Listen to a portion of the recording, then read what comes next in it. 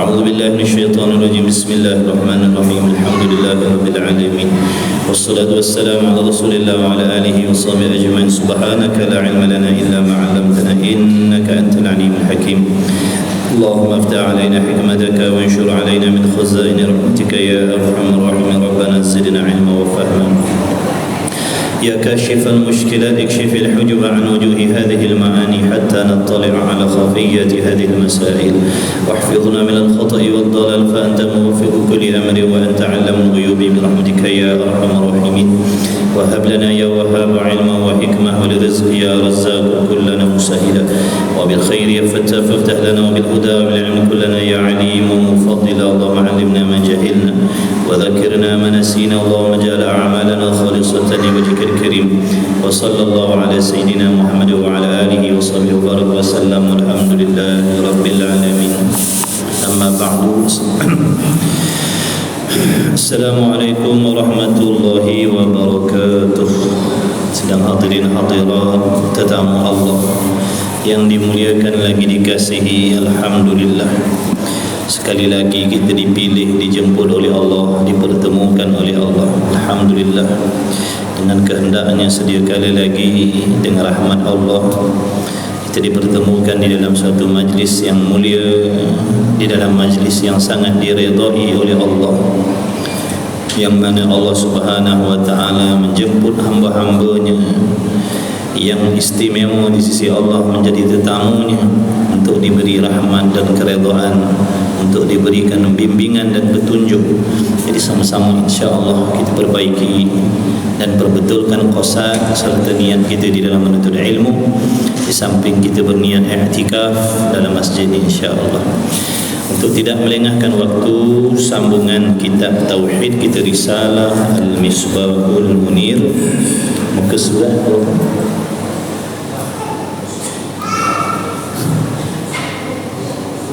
6. Surat 6 Rumi, surat 6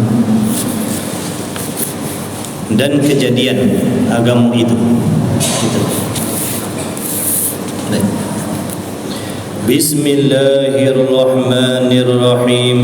Qala al-muallifu rahimahullahu ta'ala wa nafa'ana wa iyyakum bi'ulumihi wa bi'ulumi masyayikhina fid darain amin ya rabbal alamin.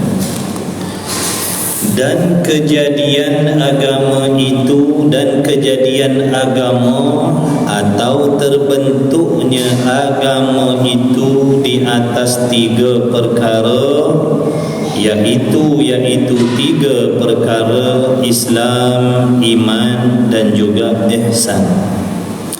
Sebelum ni musannif rahimahullah ta'ala telah menyatakan kepada kita apakah yang dimaksudkan dengan agama. Jadi agama itu bermaksud undang-undang ataupun peraturan-peraturan yang datang daripada Allah Subhanahu wa ta'ala kepada para rasulnya, kemudian disebarkan kepada umatnya. Itu undang-undang ataupun itu yang dikehendaki dengan agama.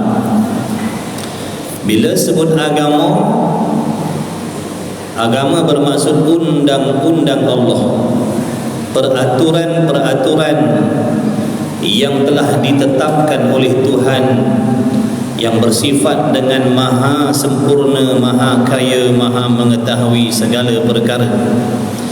Yang mana agama itu melibatkan beberapa undang-undang yang bersangkut paut dengan ibadat, yang bersangkut paut dengan muamalat, dengan munakahat, dengan jinayat, dengan akidah. Jadi semua ada undang-undang. Nak solat ada undang-undang, nak bernikah kahwin ada undang-undang, nak bermuamalah ada undang-undang yang Allah cadangkan, yang Allah perintahkan, supaya kita umat ini senantiasa duduk di dalam keselamatan, kesejahteraan. Dan orang-orang yang mengikut undang-undang, yang mengambil peraturan-peraturan agama ini dipakaikan di dalam kehidupannya, dipanggil Muslim, dipanggil orang yang beragama Islam. Tidak dipanggil orang yang beragama Islam, melainkan mereka mengambil undang-undang tadi lalu dipakai di dalam diri dan kehidupannya.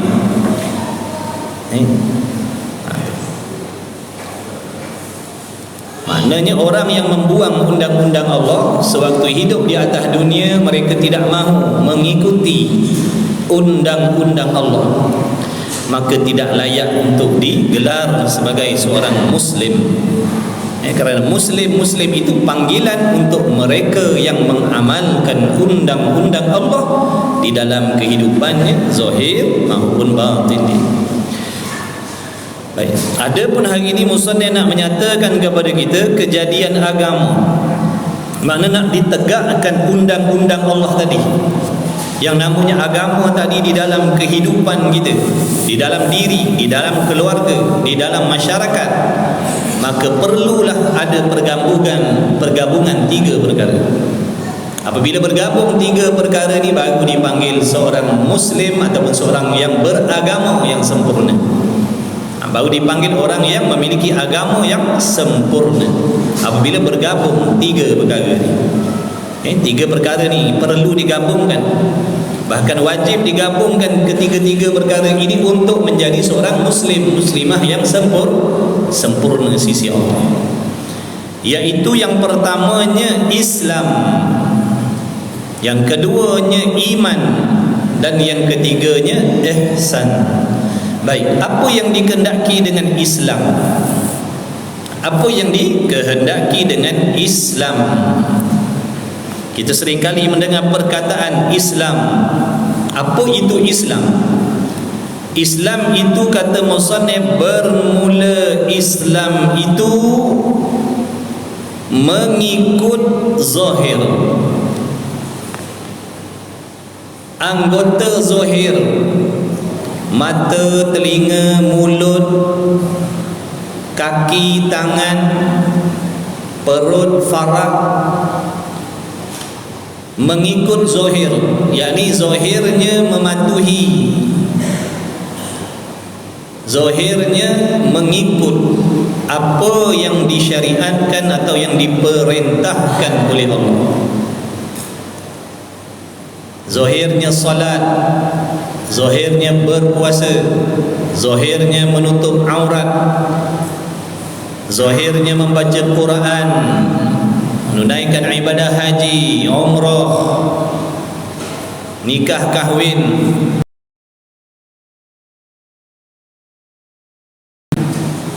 Itu namanya Islam. Atau Islam. Islam ni amalan zahir. Islam ni boleh tengok. Islam ni boleh dilihat dengan mata kepala. Itu namanya Islam. Mengaji, belajar agama, itu Islam. Menutup aurat, itu namanya Islam. Berpuasa, itu namanya Islam. Baca Quran, itu namanya Islam. Bersyahadah la ilaha illallah Muhammadur Rasulullah, itu namanya Islam. Fahamkan baik-baik supaya kita tidak terkeliru. Iaitu mengikut zahir. Masuk dalam anggota zahir ni lidah. Masuk di dalam anggota zahir iaitu lidah kita. Yang halal dikatakan halal, yang haram dikatakan haram. Itu Islam.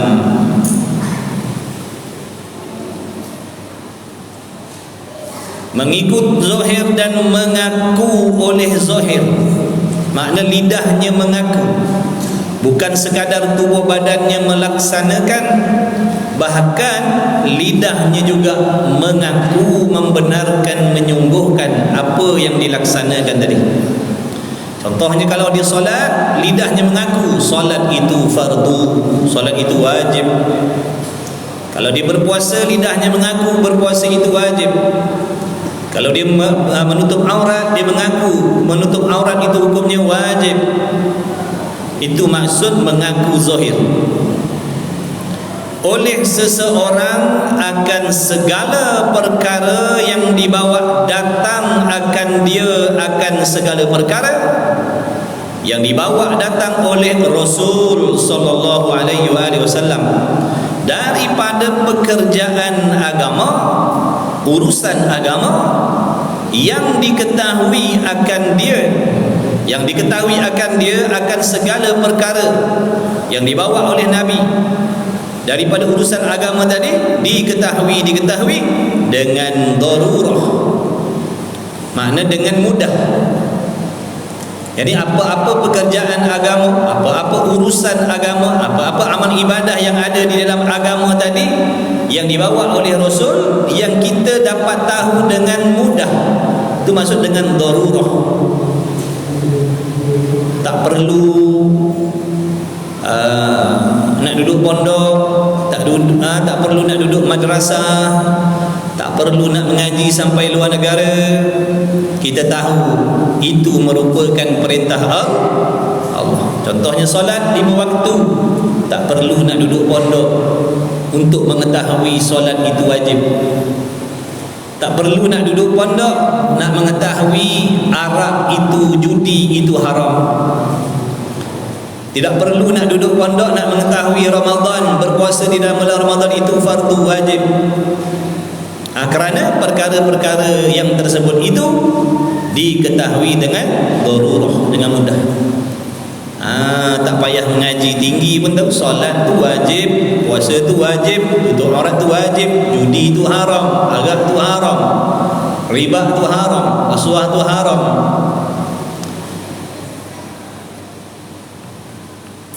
Yakni ketiadaan fikir. Itu dia nak terjemah masuk darurah.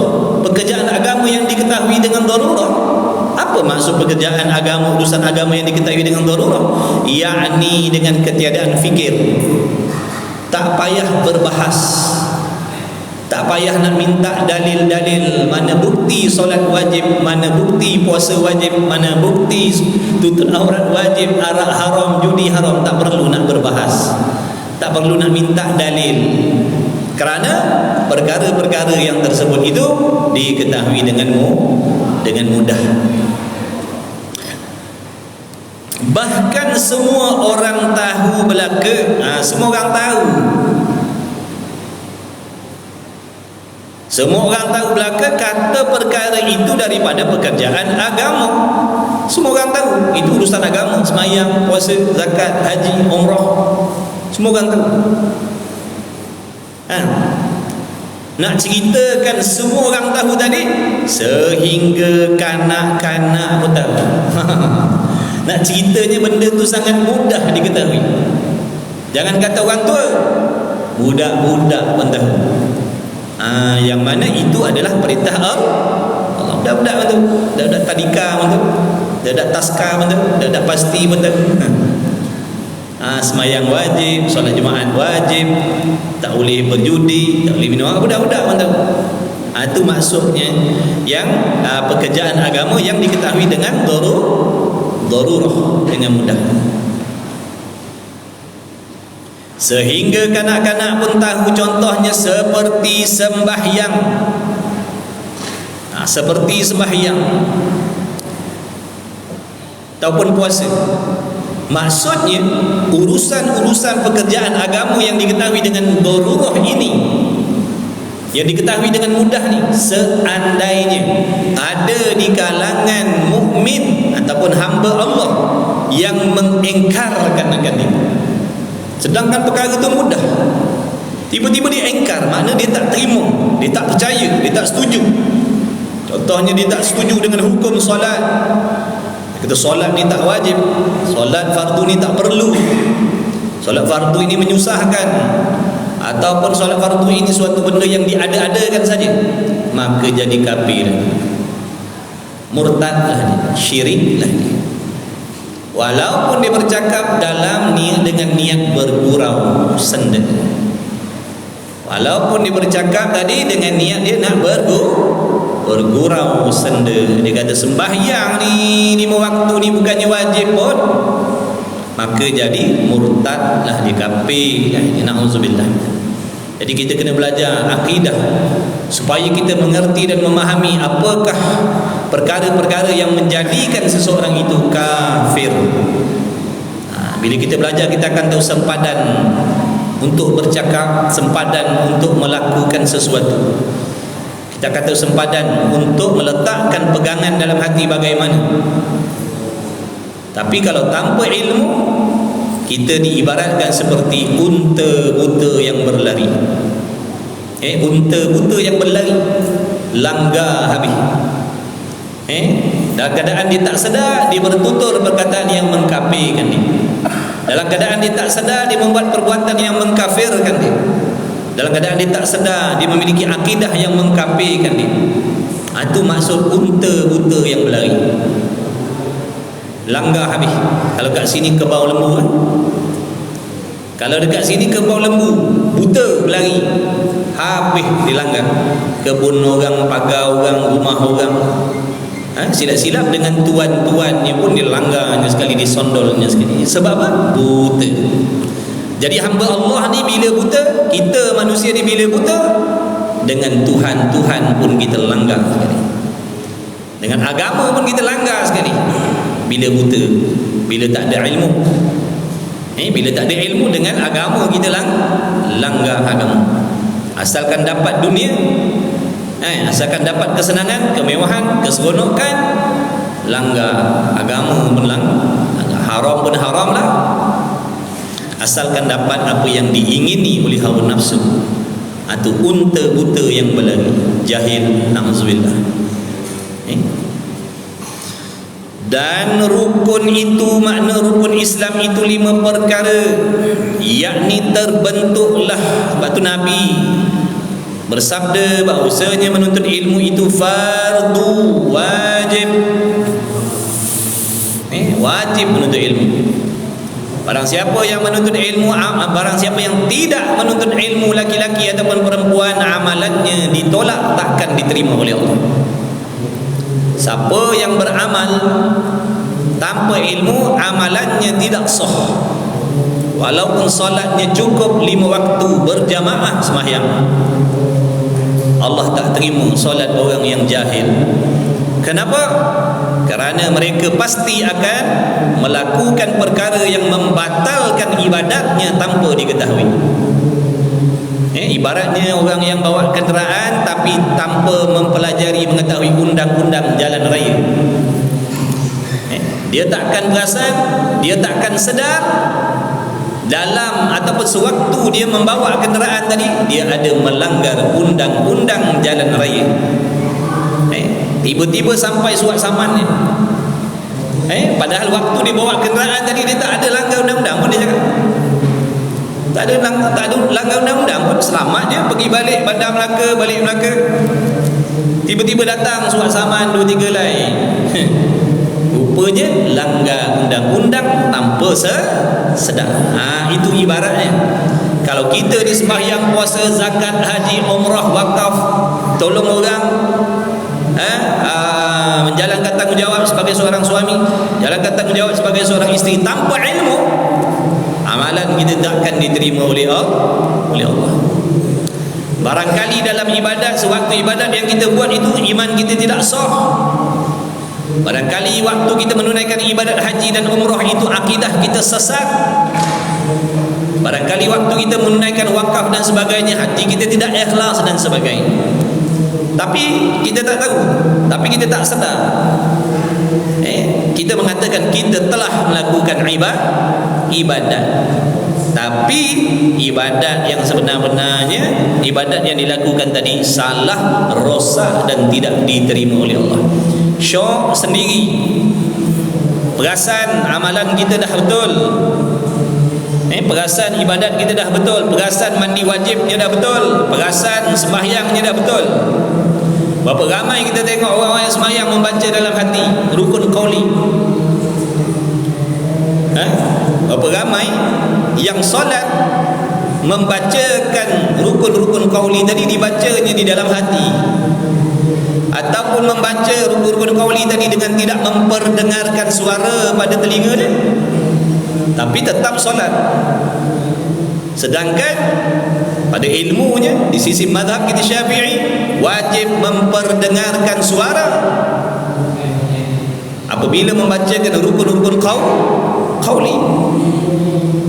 Barang siapa yang membacakan rukun qauli ini dengan tidak memperdengarkan suara pada telinga dia, meskipun dia orang perempuan, solatnya tidak sah. Tapi orang yang jahil dia akan meneruskan solatnya sampai habis. Sangkaan mereka solatnya telah didirikan. Nampak tak tu? Itu contoh bahayanya kejahilan. Tiap-tiap kali sembahyang baca dalam hati, tiap-tiap kali sembahyang baca dengan tidak memperdengarkan suara. Tiap-tiap kali waktu dia mendirikan solat. Ini yang Imam Ghazali kata. Barang siapa yang melakukan amal ibadat tanpa ilmu, mereka akan menunaikan ibadat serta membuat benda-benda yang membatalkan ibadat tanpa disedar. Tiap kali solat dia buat benda yang membatalkan solat. Tiap-tiap kali solat dia membatalkan benda yang membatalkan solat, membuat benda yang membatalkan solat tanpa dia tahu. Sangkaan dia, aku dah solat, aku dah sembahyang awal waktu berjamaah, tak pernah tinggal sembahyang. Rupa-rupanya setiap kali dia sembahyang, sembahyangnya tidak sah. Kerana apa? Rukun qaulinya tidak betul. Itu cerita rukun qauli. Tak cerita tumakninah lagi, tak cerita mandi wajib lagi, tak cerita akidah lagi, tak kira ikhlas lagi. Banyak benda. Itu contoh kita sebut satu je. Rukun qauli baca dalam hati, rukun qauli baca keluar angin sahaja, tidak memperdengarkan suara. Cuba tengok hari Jumaat, apa ramai orang yang membisik-bisik baca dengan mana tidak mengeluarkan suara. Bismillahirrahmanirrahim, Allahu Akbar, Alhamdulillahirabbil alamin, Ar-Rahman. Sah ke bacaan rukun qauli begitu? Tak sah. Wajib diulang dengan bacaan yang betul. Kalau diteruskan solatnya batal. Tak sah, bukan batal, tak sah. Masuk solat tak sah dah. Kalau kata batal tadi on the way buat, tiba-tiba terkentut contohnya, itu terbatal. Ini tak ada istilah batal, tak sah daripada awal lagi. Angkat takbir pun tak sah dah, takbiratul ihram, Allahu Akbar, tak sah. Sebab takbiratul ihram itu rukun qauli, mesti diperdengarkan suara bukan angin, suara. Tapi berapa ramai je orang yang tahu, berapa ramai je orang yang faham. Solat jemaahnya rajin 5-6 saf, majlis ilmu 2-3 orang nak tinggal. Itulah mana-mana berlaku macam tu. Mana-mana surau, mana-mana masjid, setiap qaryah, setiap taman, begitulah keadaan. Rajin beribadat tapi malas menuntut ilmu. Ibadat nak Allah terima, tapi menuntut ilmu tak mau. Na'udzubillah min zalik. Jangan kita masukkan diri kita dan anak bini kita dalam golongan yang macam tu. Tak nanti menyesal bila amalan kita besok kita tengok di hari kiamat tak ada amal yang kita bawa balik, sesal sehabis-habisnya. Jadi di antara orang yang paling menyesal di hari kiamat besok adalah orang yang waktu hidupnya tak nak belajar ilmu agama. Menyesal kerana amalannya salah, ditolak, tak diterima oleh Allah. Menyesal. Allah dah bagi puluh tahun, tapi habis masanya digunakan untuk mencari dunia. Mengejar kekayaan, pangkat, jawatan, populariti dan sebagainya. Sehingga akalnya, hatinya dipenuhi dengan memikirkan tentang hal-hal dunia, sampai tak ada ruang untuk akhirat, untuk memikirkan tentang ibadat, tentang akhirat. Sebab apa? Pikiran dan hatinya dah penuh dengan dunia. Pada celik mata sampai pejam mata, celik mata, pejam mata, tiap hari, tiap minggu, tiap bulan, panjang tahun fikir macam mana nak duit, macam mana nak kaya, macam mana nak ini, macam mana nak itu. Tak pernah fikir macam mana nak betulkan solat aku dah betul ke tidak, hati dah bersih ke belum, akidah aku ni sesat ke tidak. Tak pernah fikir. Tentang diri pun tak fikir, agama, tentang anak bini pun tak fikir. Yang dipikir, aku dah belikan rumah, aku dah bagi makan, aku dah bagi duit, aku dah bagi kereta, maknanya aku dah tunaikan tanggungjawab. Belum lagi. Kalau seandainya kita sendiri tak mengajar anak isteri kita tentang ilmu agama, fardu ain, kita belum menunaikan lagi kewajipan sebagai seorang suami yang diperintah oleh Allah. Jadi jangan lengah-lengah. Gunakan saki-baki masa kita yang ada ni belajar. Allah mempermudahkan. Ada kenderaan. Sebab tu Allah bagi kita kenderaan. Allah nak mudahkan kita ibadat. Bukan Allah bagi kita kenderaan supaya lari jauh daripada ibadat. Bukan. Patutnya makin banyak kenderaan, makin mudah kita nak dekat dengan Allah. Ni makin banyak kenderaan, makin jauh dengan Allah. Na'udzubillah min zalik. Itulah tanda-tanda rezeki yang tidak diberkati oleh Allah. Na'udzubillah min zalik. Kita tak tahu rezeki harta yang Allah beri itu ada memberi berkah ataupun tidak, kita tengok. Kalau apa yang Allah bagi pada kita yang kita miliki itu sama ada pangkat, jawatan, harta, kekayaan, kenderaan dan sebagainya, wang ringgit, menjadi sebab kita makin dekat, makin mudah nak buat ibadat, itu tanda rezeki itu diberi berkah oleh Allah. Kalau seandainya nikmat-nikmat tadi semakin menyukarkan kita, na'udzubillah, ini tanda rezeki yang tidak diberkati oleh Allah. Na'udzubillah min zalik. Dan rukun itu 5 perkara, yakni terbentuklah segala pekerjaan agama itu di atas 5 rukun yang dinamakan dia rukun Islam. Dan makna rukun itu ialah tiap-tiap perkara ataupun ialah perkara-perkara yang jadi sesuatu, terdirinya sesuatu, terbentuknya sesuatu dengan dia, yakni dengan sebab dia. Dan ia rukun itu pula merupakan juzuk, yakni bahagian-bahagian sesuatu ataupun suku sesuatu itu. Yakni rukun itu merupakan asas ataupun tunjang bagi sesuatu.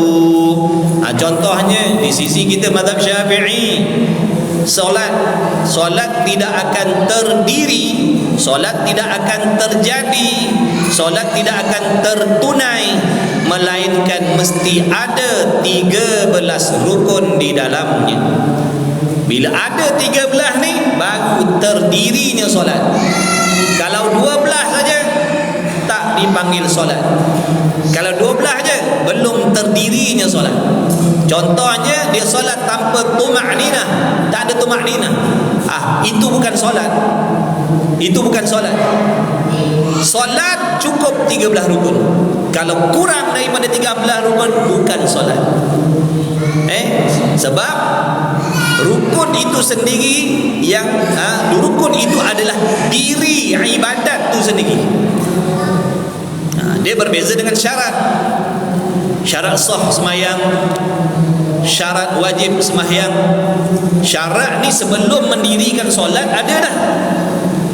Dalam solat pun ada syarat ni, dan berkekalan syarat ni selepas solat. Makna sebelum solat syarat tu dah ada, sewaktu solat syarat tu pun ada, selepas solat pun syarat tu masih ada pada diri kita. Contohnya suci daripada hadas besar dan hadas kecil. Sebelum solat syarat tu mesti kena ada dah. Sebelum solat dah kena pastikan diri suci daripada hadas besar dan hadas kecil. Sebelum solat mesti pastikan dia beriman dengan Allah. Sebelum solat dia kena pastikan dia dah menutup aurat. Jadi waktu dia solat, benda tadi pun mesti ada. Waktu solat dia masih lagi dalam menutup aurat, dalam solat dia masih lagi beriman, dalam solat dia masih lagi suci daripada hadas besar kecil. Itu syarat. Kemudian bila selesai solat pun masih lagi ada syarat. Ada pun rukun tidak. Sebelum solat tak ada rukun lagi. Rukun ni hanya ada dalam waktu solat itu. Daripada takbir hinggalah salam. Selepas daripada salam tak ada dah rukun sembahyang. Jadi tidak ada istilah menambah rukun solat. Kalau seandainya seorang itu lepas solat, dia menyapu mukanya, Assalamualaikum warahmatullahi, Assalamualaikum warahmatullahi, Allahumma adhim anil hamma wal hasan. Oi, tambah rukun. Mana pula nak tambah rukun? Solat dah habis dah. Nak tambah rukun ni dalam solat. Dah habis solat, bagi salam kan? Dimulakan dengan dengan takbir, disudahkan dengan salam. Dah bagi salam, dah habis solat. Dah habis solat, nak sapu muka, nak baca doa, sapu muka, tak ada masalah. Jangan kata sapu muka, nak sapu masjid pun boleh. Assalamualaikum warahmatullahi. Assalamualaikum warahmatullahi. Capai penyapu, sapu satu masjid, tak ada masalah. Nak buat, tak nak buat, duduk diam diam. Jangan membid'ahkan, menyesatkan orang yang nak buat. Baik. Tak boleh sapu muka, bid'ah. Sapu jalan pun boleh baji. Lepas solat, lepas salam, nak sapu jalan pun boleh. Jadi jangan lugu bendul. Ada tempat kena kelok-kelok, kena belok kan. Tapi kalau lugu je terjun gaung gitu. Terjun gaung. Maka rukun Islam ataupun asas tunjang Islam itu ada 5. Pertamanya, mengucap 2 kalimah syahadah itu. Mana ni 2 kalimah syahadah? 2 kalimah sebagai penyaksian yang kita ni akur, rela hati, bersiap sedia untuk menjadi orang Islam. Jadi barang siapa yang mengucapkan 2 kalimah ni, bermaksud dia terima, dia redha, dia rela menghadapi ataupun menjunjung segala undang-undang yang Allah pikulkan ke atas diri. Itu. Jadi kena faham betul-betul syahadah ni. Syahadah ni bukan kalimah main-main. Ini sumpah kita dengan Allah. Ini ikrar, janji kita dengan Allah. Sebab tu kena faham maksud syahadah tu. Apa yang dikendaki dengan syahadah tu? Apa maksud yang tersirat di sebalik syahadah tu? Ada pun kita mengucap asyhadu an la ilaha illallah wa asyhadu anna Muhammadar Rasulullah. Artinya aku menyaksi dan aku mengaku dengan lidahku. Yani aku berikrar, aku bersumpah dengan lidahku bahawa tiada Tuhan melainkan Allah. Dan aku menyaksi dan aku mengaku, yakni dengan lidah, bahawa Muhammad sallallahu alaihi wasallam itu Rasulullah, utusan ataupun utusan daripada Allah. Adakah itu sahaja? Adakah itu sahaja yang kita faham dengan syahadah yang kita baca tu?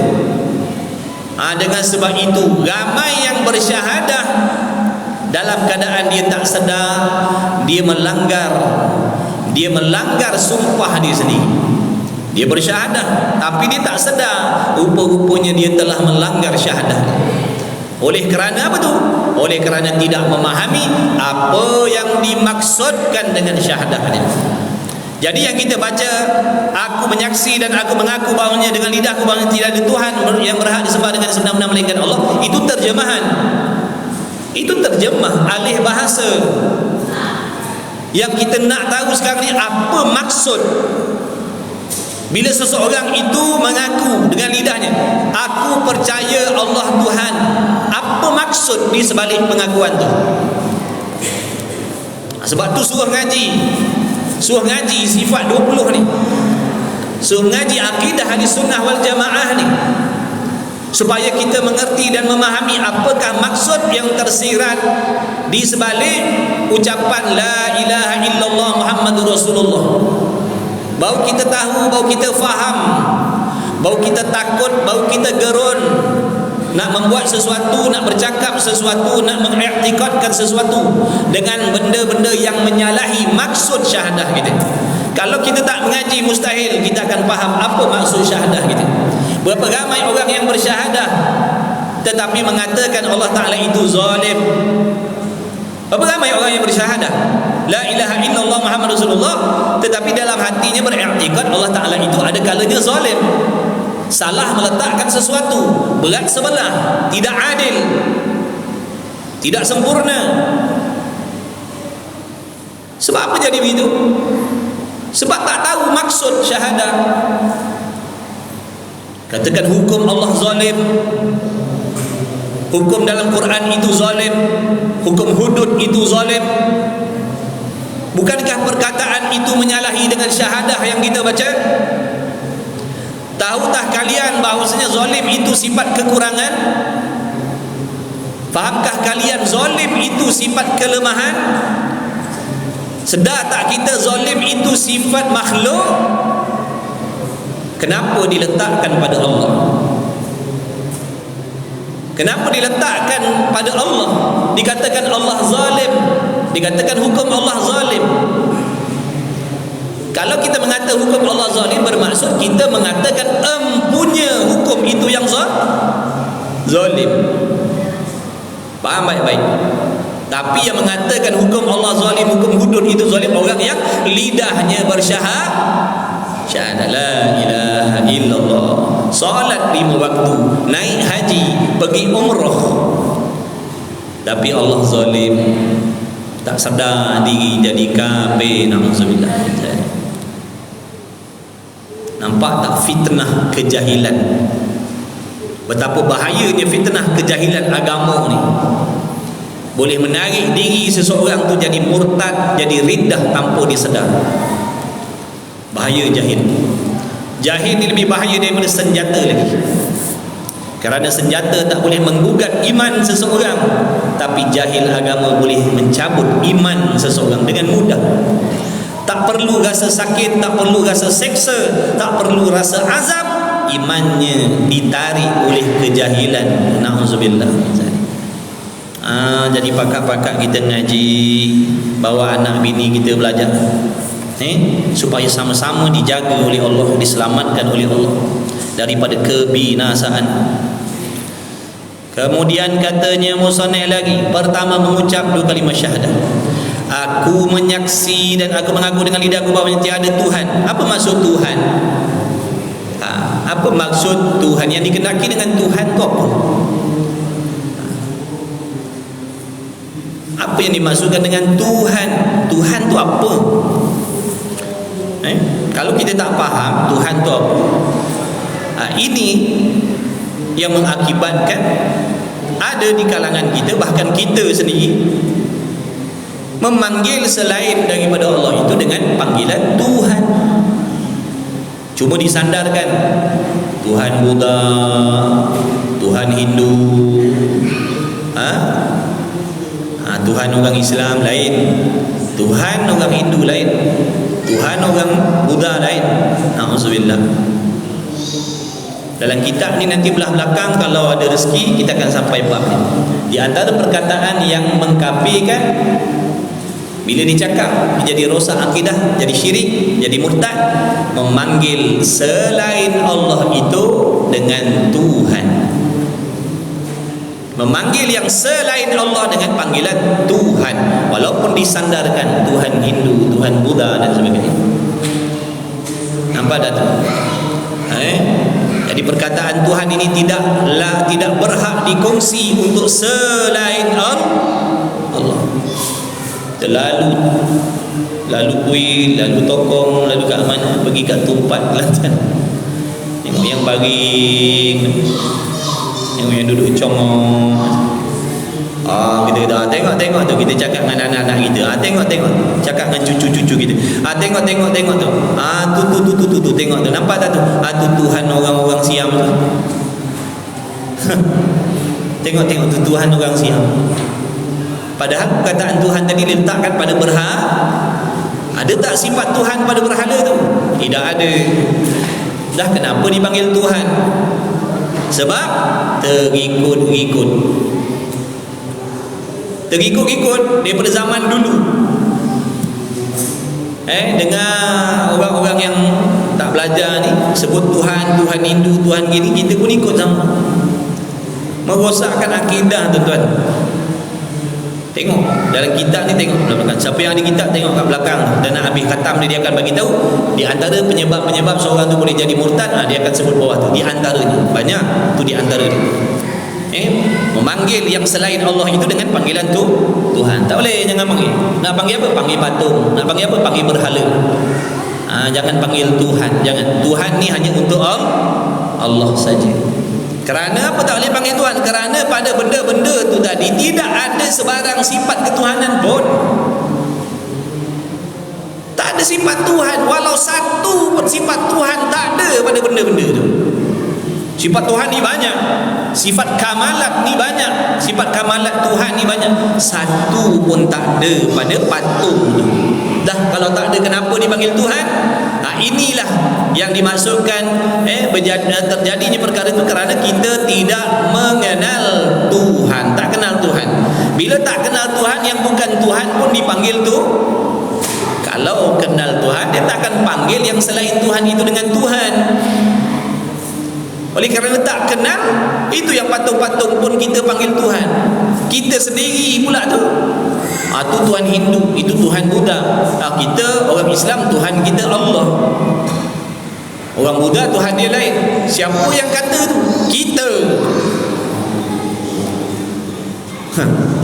Maknanya begitu, ada berapa banyak Tuhan dah?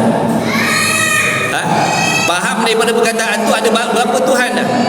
Tuhan Allah satu, Tuhan Buddha lain, Tuhan Hindu lain, Tuhan orang Kristian lain. Dah berapa banyak Tuhan dah? Bercanggah tak dengan Quran? Canggah. Sebab tu jangan. Yang sudah. Dah sudah. Bila kita belajar, Allah tunjukkan kesilapan kita. Nampak tak tu? Itulah tanda-tanda Allah sayang. Kalau Allah tak sayang kita, Allah biarkan kita dalam kebodohan agama. Allah akan jauhkan kita daripada majlis ilmu. Allah akan singkirkan. Allah tak akan pilih kita duduk dalam majlis ilmu.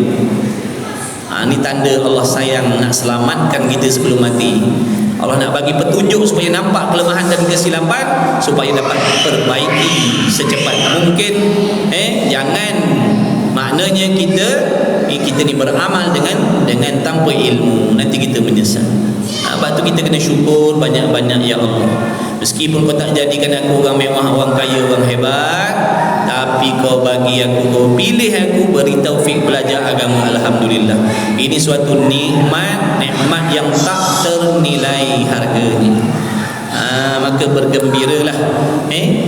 Mana-mana mereka yang Allah pilih duduk dalam majlis ilmu, bergembiralah, kerana apa yang diberi oleh Allah Ta'ala itu adalah sebesar-besar nikmat, di antara nikmat yang agung, yang tidak ada tolak bandingnya dengan harta kekayaan dunia.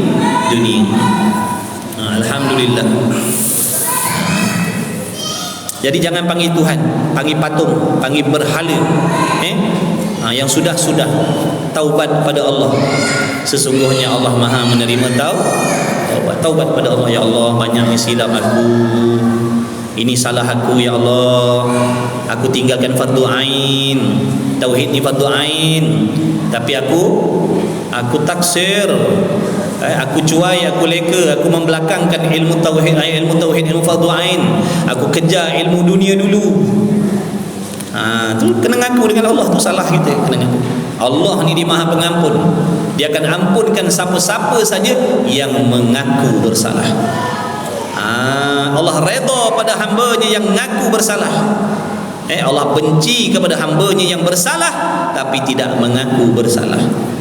Jadi di antara orang-orang yang menjadi kekasih Allah adalah orang yang melakukan kesilapan dan dia mengaku dengan Allah, merendahkan dirinya kepada Allah, memohon ampun kepada Allah, taubat kepada Allah.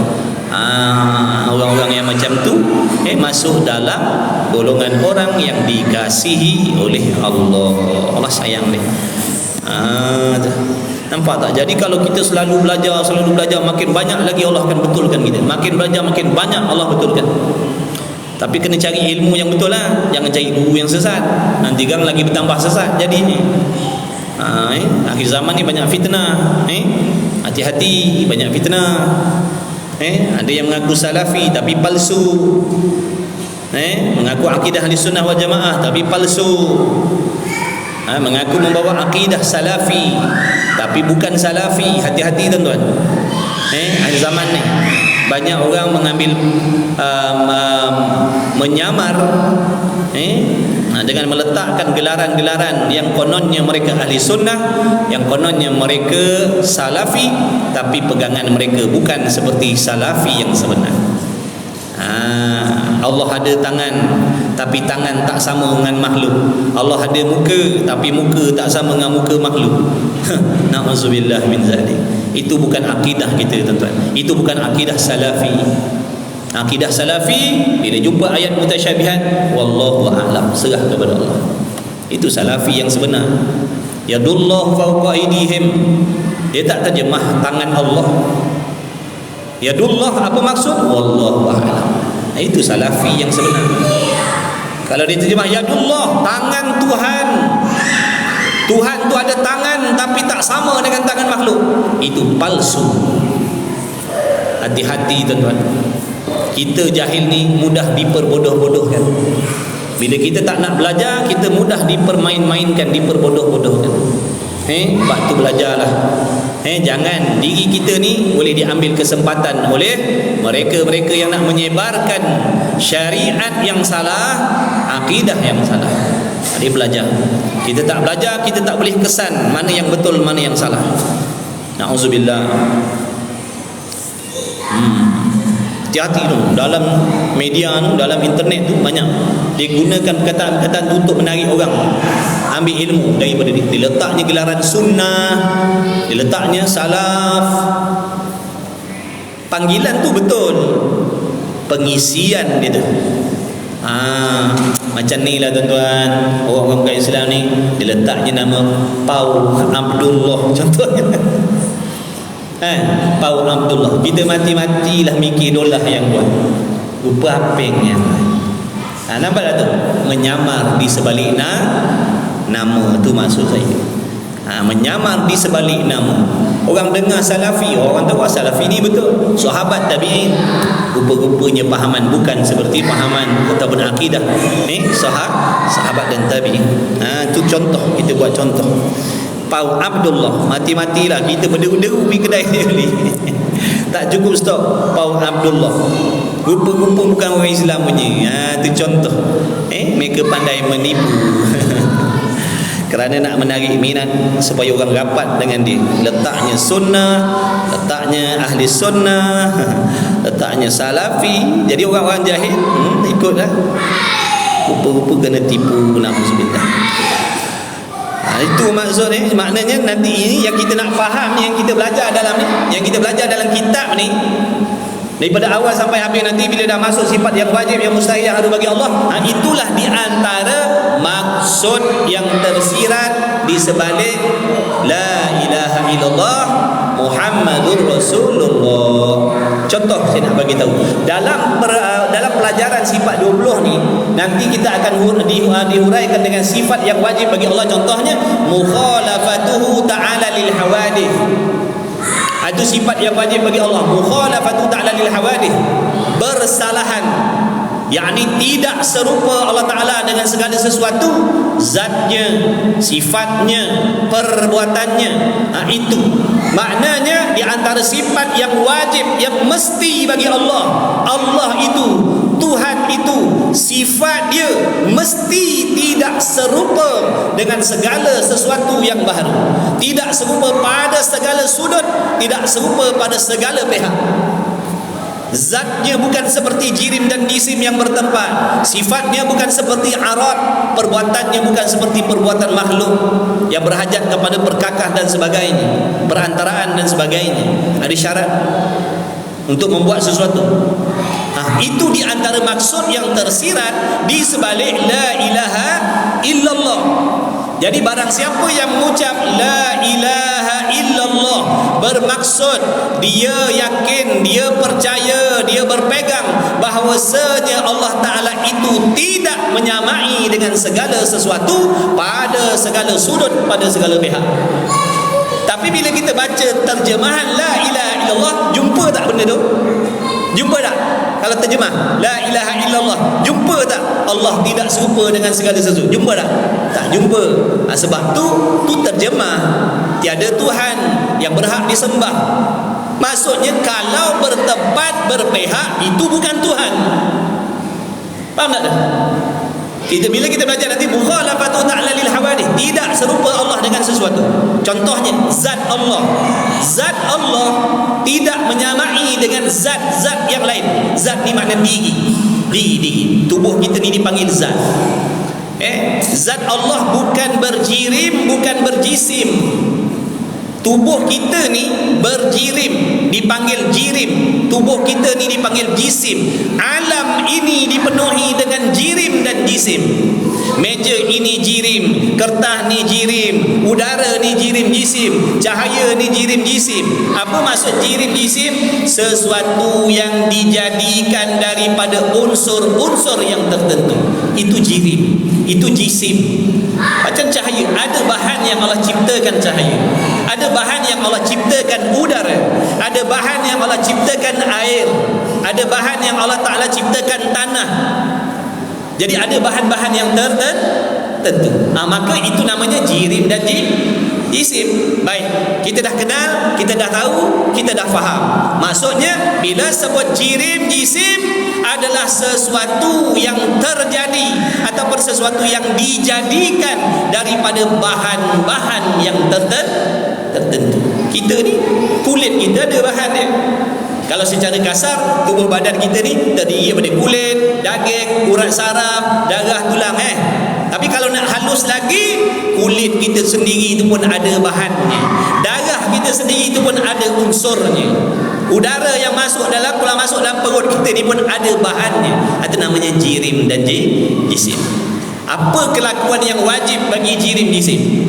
Apa kelakuan yang mesti? Bila sebut jirim, bila sebut jisim, apa sifat yang mesti ada pada dia? Bila sebut jirim jisim, dia wajib bertempat. Mesti bertempat. Ni kotak tisu ni berjirim, dia mesti bertempat. Duduknya di dalam masjid, duduknya di dalam meja, atas meja, duduknya dekat hampir dengan saya. Begitulah juga tuan-tuan, duduknya di bawah contohnya. Duduk di dalam masjid, duduk di dalam ruang, ada yang duduk di luar ruang. Itu kelakuan yang wajib bagi jirim dan jisim. Apa lagi sifat kita jirim jisim? Kita kena tahu, kita kena kenal diri kita ya. Kita kena kenal juga diri kita, sifat kita, kejadian kita. Di antara sifat kita apa? Bergerak ataupun diam. Betul? Bila sebut jirim jisim, kalau tak bergerak dia diam. Kalau dia tak diam dia bergerak. Mesti salah satu. Mesti salah satu. Tak bergerak dia diam, tak diam dia bergerak. Itu jirim jisim. Lagi satu apa? Bila sebut jirim jisim, dia tak boleh berpisah dengan yang namanya ruang. Ruang tempat, sama ada duduk dalam ruang ataupun duduk di luar ruang. Itu jirim jisim. Bergerak diam, turun naik. Ada kala pergerakan tu jenis naik turun, ada jenis turun naik. Itu kelakuan jirim jisim.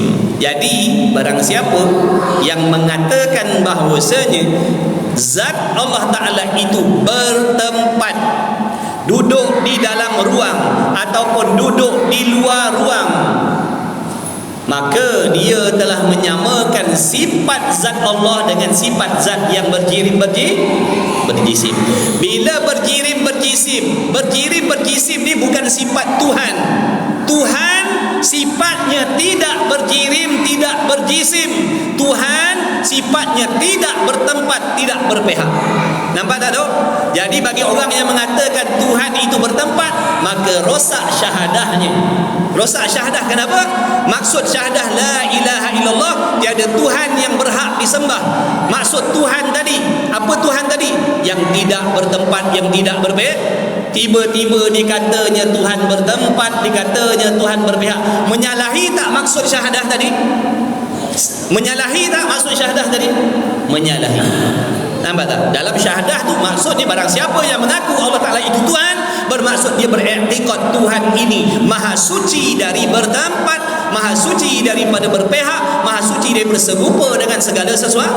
Tiba-tiba dikatanya Tuhan bertempat, cuma tempat Tuhan ni kita tak pasti. Ada tempat tapi tak tahu mana. Bertempat tidak? Cuma tak tahu. Sama macam anak kucing kita yang hilang tu lah. Ataupun anak kunci kereta kita hilang. Mana kunci kereta? Hilang dah. Tahu tak tempat jatuhnya? Mana? Tak tahu. Tapi ada tak tempat jatuhnya?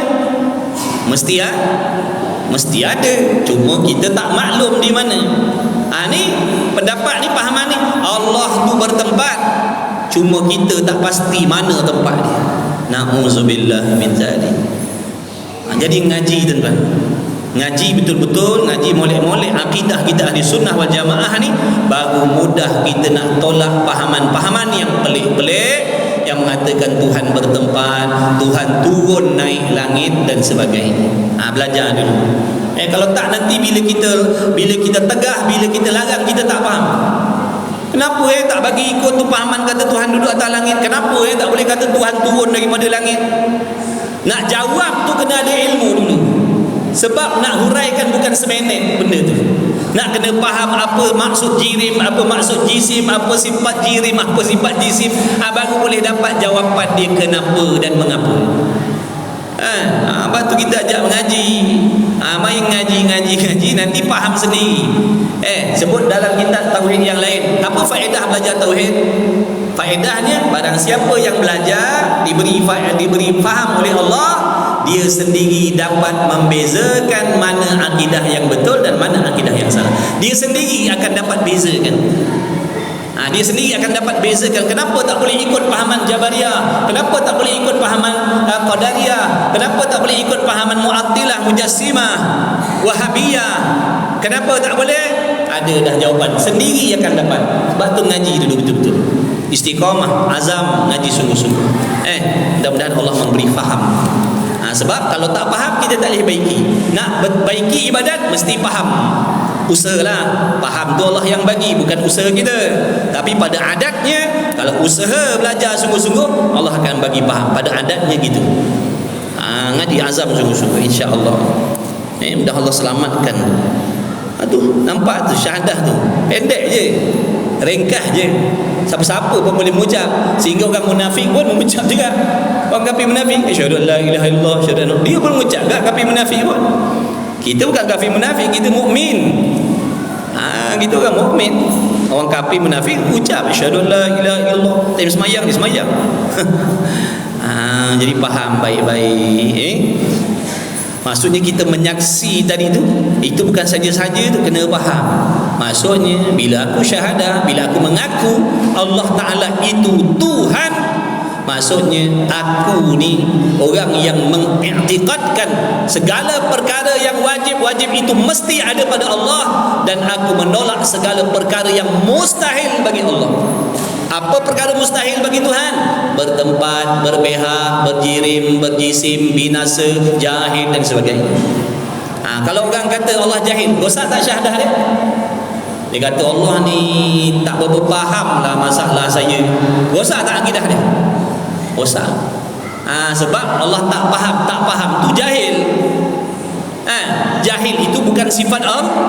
Maknanya dia dah meletakkan sifat kekurangan pada Allah. Allah bersifat dengan ilmu, pengetahuannya yang maha meliputi tentang segala sesuatu. Nanti belajar bab ilmu. Sampai babnya ilmu nanti belajar. Tiba-tiba dia kata Allah ni tak faham masalah tu. Boleh jadi perasaan dan i'tikad yang macam ni ada dalam hati kita. Barangkali ada perasaan yang macam ni dalam hati kita tanpa kita sedar. Dapat bila kita diuji oleh Allah dengan kepayahan, kesusahan, bala, maka mulalah syaitan membisik-bisikkan dalam hati, Tuhan ni tak faham masalah aku.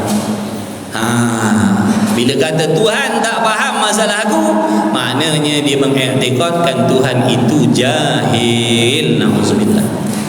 Nak berdoa, kita ni kena doa. Sebab kalau kita tak doa, Tuhan tak tahu nanti apa hajat kita.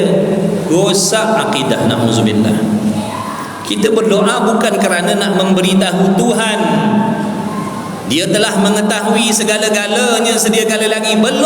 Sebelum kewujudan kita, sebelum kewujudan alam ini, segala-galanya telah diketahui di dalam ilmu pengetahuan Allah. Jadi jangan kita berdoa kerana i'tikad kita, kalau aku tak doa, kalau tak buat solat hajat, Allah tak tahu apa hajat aku. Jadi ni aku nak kena doa ni. Sebab kalau aku tak doa, tak minta, Tuhan tak tahu. Na'udzubillah. Salah tu tuan-tuan. Bukan kecil salah tu, besar salah tu, tapi tak perasan. Berasa macam tak salah perkataan tu. Begitulah juga orang yang berzikir, la ilaha illallah, la ilaha illallah. Ni apa berzikir kuat-kuat ni? Tuhan pekak ke? Ini nak asut masyarakat jangan pergi majlis zikir. Majlis zikir ni bid'ah, sesat, zaman Nabi tak ada. Lagi satu tengok tu perbuatannya, duk berzikir tak ada adab, macam anjing menyalak-nyalak. La ilaha illallah, la ilaha illallah. Orang berzikir kuat bukan mengiktikadkan Tuhan tak dengar kalau baca perlahan. Kita berzikir dengan nada yang kuat bukan kerana i'tikad kalau zikir perlahan Tuhan tak dengar. Kalau orang yang berzikir kuat tadi kerana pegangannya, kalau aku zikir perlahan, kalau aku zikir sir dalam hati, Tuhan tak dengar, Tuhan tak tahu, baru jadi kafir dia. Faham tak tu? Jadi orang berzikir kuat bukan kerana i'tikad Tuhan tak dengar kalau sebut perlahan. Ada asbab. Ada asbab. Kalau kita tengok lagu kita kan biasa menyanyi lagu, ada chorus tak? Tak biasa nyanyi ke nak kita nyanyi? Kat lagu dia ada chorus tak? Chorus tu biasa tentang ayat yang macam mana, perkataan yang macam mana. Biasanya dia nak meluahkan sesuatu di dalam hati. Boleh tak kita nak meluahkan sesuatu dalam hati ni dengan nada selambut? Abang, tolonglah saya sakit ni, tolonglah rumah dah terbakar, macam tu. Tolonglah selamatkan saya, rumah dah terbakar, macam tu. Tu orang gila, orang gila. Dia mesti ada nada dia. Macam orang dekat laut, dia lemah ke dia tenggelam, dia jerit orang tepi tebing macam ni. Tolonglah, nak mati dah ni. Tolonglah, dah lemah dah ni. Macam tu. Kan ada nada dia. Tolong. Tolong. Nak nyampaikan dalam makna pengharapan tu dalam hati. Dia minta tu dengan harapnya, tolong. Ni nak terjemahkan benda yang ada dalam hati. Itu di antara sebab kenapa dilaungkan. Nampak tak tu? Ngajilah. Dia tanya tu guru tariqah tu. Dia tanya tu guru tariqah, dia tanya, apa sebab, apa hikmah ni kadang-kadang berzikir ni ada sir dalam hati. Kadang-kadang ada zikir jahar, kadang-kadang zikirnya kuat. Apa faedah? Apa sebab Cuba pergi tanya dulu sebelum menuduh, memfitnah. Tu kalau dia berzikir kuat kerana i'tikad Tuhan tak dengar, tu kami. Samalah tadi, dia berdoa sebab dia takut Tuhan tak tahu. Rosak akidah ni. Kerana sifat tak tahu itu bukan sifat Allah, bukan sifat Allah. Sebelum kewujudan kita lagi dah ada segala-gala dalam pengetahuan. Hari ni tuan-tuan duduk belah mana, sudut mana, baju apa, pakai baju apa, kopiah warna apa, semua dalam ilmu Allah. Bahkan dialah yang mengatur kedudukan kita di dalam masjid. Dialah yang mengetahui, dialah yang kehendak, dialah yang menentukan, dialah yang mengatur kedudukan kita dalam masjid. Nampaklah, tidak berlaku sesuatu perkara itu melainkan dengan kehendak Allah. Itu akidah kita. Itu semua ada cerita dia, tuan-tuan. Bukan saja-saja tu. Jadi mengajilah, bahaya tak mengaji. Okey, sikit lagi nak habis dah. Sikit lagi nak habis dah. Mengajilah, tak rugi. Ilmu ni bila kita belajar, dia jaga kita. Harta kalau kita cari, kita kena jaga dia. Yang lebih hina sampai jadi hamba pada harta. Dia jadi hamba harta dia. Harta, disembah harta. Sepatut dia memiliki harta, ni tidak. Harta memiliki diri dia. Betapa murahnya. sibuk cari harta daripada muda sampai tua. Bila dah dapat harta, sembah pula harta tadi. Dia mengabdikan diri pada harta dia, sehingga dia tak boleh dekat dengan Allah sebab sibuk dan bimbang dengan harta dia tadi tu. Itu yang dimasukkan jadi hamba harta, na'udzubillah. Hina, waktu carinya hina, waktu dah dapat pun hina. Lepas tu besok lepaskan, bila masa, lepaskan tanpa rela hati. Bila datangnya kematian, baliklah tanpa bekalan akhirat. Na'udzubillah min zalik. Jadi berhati-hatilah, waspadalah. Bukan tak boleh cari harta dunia, jangan lampau sempadan. Itu je, jangan lampau sempadan. Yang wajib kena buat, mengaji ilmu yang wajib kena ngaji. Macam itulah, itu sempadan. Jangan langgar habis ilmu. Aku menyaksi dan aku mengaku dengan lidahku bahawanya tiada Tuhan melainkan Allah, dan aku menyaksi dan aku mengaku bahawanya Muhammad itu utusan Allah. Jadi belajar dulu sifat-sifat Tuhan. Dalam ni dia akan ajar kita sifat-sifat Tuhan. Bila sebut Tuhan, apa sifat dia? Mesti ada perbezaan di antara Tuhan dengan yang bukan Tuhan. Mesti ada perbezaan. Kalau Tuhan sifatnya macam kita, bukanlah Tuhan. Apa beza kita dengan Tuhan? Mesti ada beza. Ada apa bezanya tu? Apa bezanya? Inilah nak belajar ni. Inilah nak belajarnya. Nampak tak? Supaya bila kita dah tahu, dah reti, dah faham, ini sifat Tuhan, ini sifat yang bukan sifat Tuhan, aku tak boleh percaya benda ni ada pada Allah. Barulah dia selamat. Ini kita tak tahu apa sifat yang wajib bagi Allah, yang mesti ada pada Allah pun kita tak faham. Apakah yang bukan sifat Allah pun kita tak tahu. Ini sebab i'tikad Tuhan duduk atas langit ni. Sebab tu i'tikad Tuhan duduk atas langit, sebab dia tak tahu bertempat itu bukan sifat tu. Dia tak tahu. Yang tahu tak akan terima fahaman tu. Yang tak tahu terima ni. Lepas tu langsung ngaji. Peri je tuan-tuan. Tak ada kena bayar macam kursus nak jadi jutawan. Bayaran pendaftaran RM2,000. 3 kali sebulan. Ni dah free je. Kita ada kelas tauhid. Kitab tauhid ni kita baca lebih daripada 20 kali sebulan. Lebih daripada 20 kali rasanya sebulan kita baca kitab-kitab tauhid. Kalau tak nak belajar juga dah tahulah, free je, percuma je, tak ada bayaran apa-apa. Ngajilah sungguh-sungguh, kerana yang untungnya diri kita sendiri, bukan orang lain. Cukuplah sekadar itu. Nanti insya-Allah kita sambung lagi lah, mudah-mudahan dengan berkah majlis ilmu kita, dengan berkat junjungan besar Nabi kita Muhammad sallallahu alaihi wasallam, dengan berkat doa kedua ibu bapa kita, ibu bapa mertua kita, tutup guru, alim ulama yang saleh, yang bertakwa, daripada ahli sunnah wal jamaah.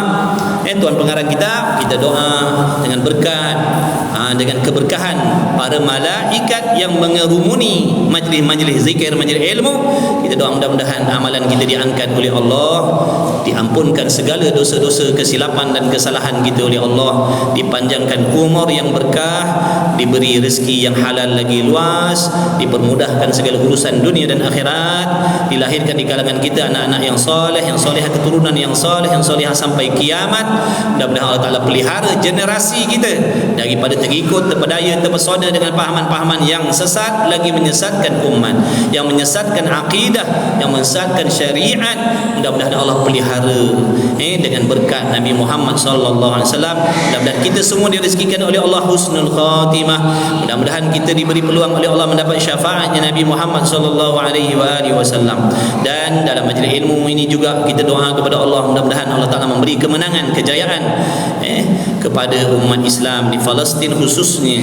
Mudah-mudahan mereka dipelihara, dijaga oleh Allah, diberi kemenangan, diberi kejayaan, diberi keselamatan.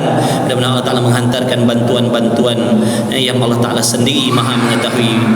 Mudah-mudahan semuanya diselamatkan yang syahid, mudah-mudahan diterima syahid mereka. Dan sekian sajalah, insya-Allah salah silap, kekurangan, kelemahan saya minta ampun maaf banyak-banyak. La haula wala quwwata illa billahil aliyil azim.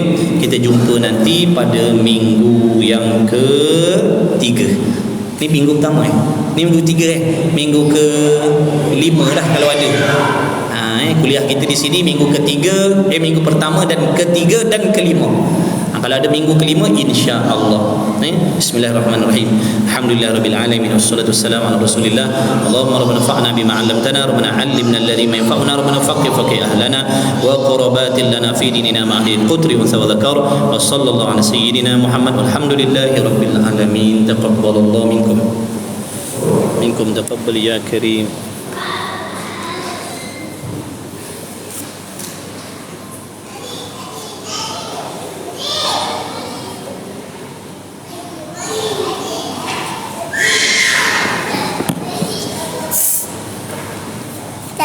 Peluk Allah besar.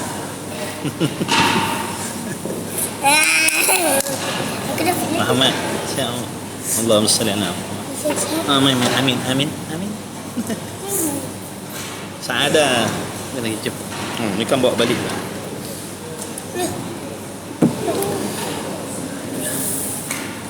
Insya-Allah jumpa lagi sahabat. Barakallahu fikum. Siap.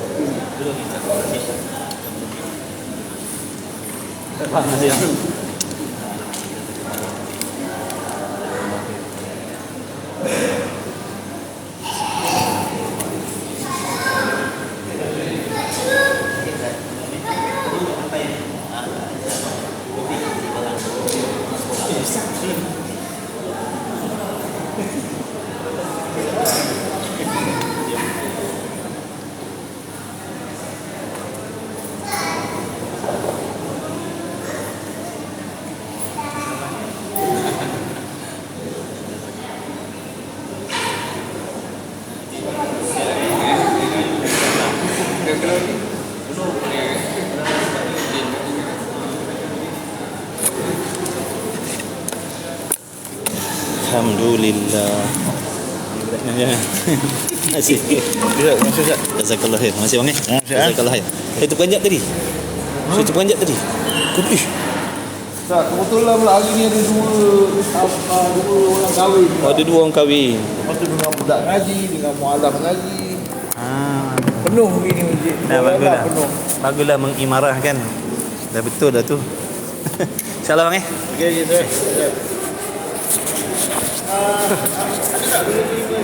InsyaAllah setakat ni tak ada apa lagi. Ni apa? Saya Sabri. Memang asal Saya daripada Johor. Johor. Tu hidup sekarang ni pindah gandah lah. Mana sebab saya dah tak ada life macam orang biasa dah. Normal. Maksudnya? Nak tegang ke panjang Ustaz. Dia macam menggerakkan saya ke mana-mana ya. Yang pertama, InsyaAllah ada buah. Masih sebelum saya duduk, saya datang ni, saya pernah belajar kat pondok Ustaz Tuan Guru Sudikno. Tanpa Kedah. Perak. Lepas tu dengan Ustaz Syaki Nasoha. Lepas tu Duduk di pondok dia orang lah. sebelum tu. Lepas tu bila dah raya tu hari, sebelum bulan 10 yang perang tu start perang dulu ni, Palestin bulan 6. Saya keluar daripada pondok, saya minta izin dengan Tuan Guru, saya dapat alamat jenis ni. Tuan Guru cakap pergi. Saya pergi lah. Tapi nak saya lagi, saya pergi jumpa Tuan Guru Tuan Guru Syed Zainal Asri pula. Tuan Guru, saya macam ni, saya datang daripada sini. Ceritalah habis. Cerita habis lah. Saya jumpa dengan dia kuliah subuh tu. Dan dekat rumah dia. Betul dia. Dia cakap, saya bagi amanah kat awak pergi. Saya nak awak pergi. Saya pergi, lepas tu saya usahalah apa yang saya ada. Ada dalam duit pada tangan saya ada 1,000 lebih. Nak beli flight tak boleh kan. Saya usaha jalan kaki. Thailand pula tak lepas bagi saya lepas. Tu saya patah balik. Alamat yang saya dapat tu cakap bulan 10 ni apa semua jadi ngam-ngam. Lepas tu kita ikhtiar ni cakap tak tahulah. Ni kita cakap dalam rumah ni tahu kan. tu ikhtiarlah apa yang boleh buat. Ibarat kata saya luah tu satu benda tu, itulah dia yang kat sana tu buat. Jadi lepas tu saya luah macam saya buat profile apa, Allah Akbar. Ustaz sendiri tengok saya punya video mengarut-ngarut kan. Apa yang saya buat malam tu pun jalan benda tu, esok dapat berita. Allah, saya cakap macam ibarat kita ni kurang dalam gaib. Kita buat tapi malam tak tidur, kita berjaga. Macam saya yang sebelum pada tu, saya dah keliling jumpa wali-wali Allah macam tu kan. Ada daripada Arab sendiri pun datang yang tak kenal dengan saya, bawa pusing dekat Gerik Perak lah, dia tunjuk nama tempat-tempat ni makam wali, ni makam wali. Saya tak minta benda-benda tu. Salah kata macam saya jumpa ustaz sendiri lah. Saya percaya ni Allah Ta'ala hantar ni bukannya saja hantar ni ada sebab. Ada sebab kan. Mungkin salah satu wali dia untuk buatkan lepas ni, saya tahun depan ni pemudahkan jalan saya untuk pergi sampai sana betul-betul. Sebab sebelum ni mungkin saya nampak tu usaha tu atas saya, sedangkan dia yang gerakkan kan, bukan pada kita tak mampu. Jadi saya memang nak sangat ke sana sebab dia ambil rentak saya punya kehidupan ni sekali arung, anak, isteri, harta benda. Sedangkan harta benda tu kalau kita tuntut, boleh orang kata buat highway kena langgar lain, tak cerita tu tuntutan tu. Ni tanah pribadi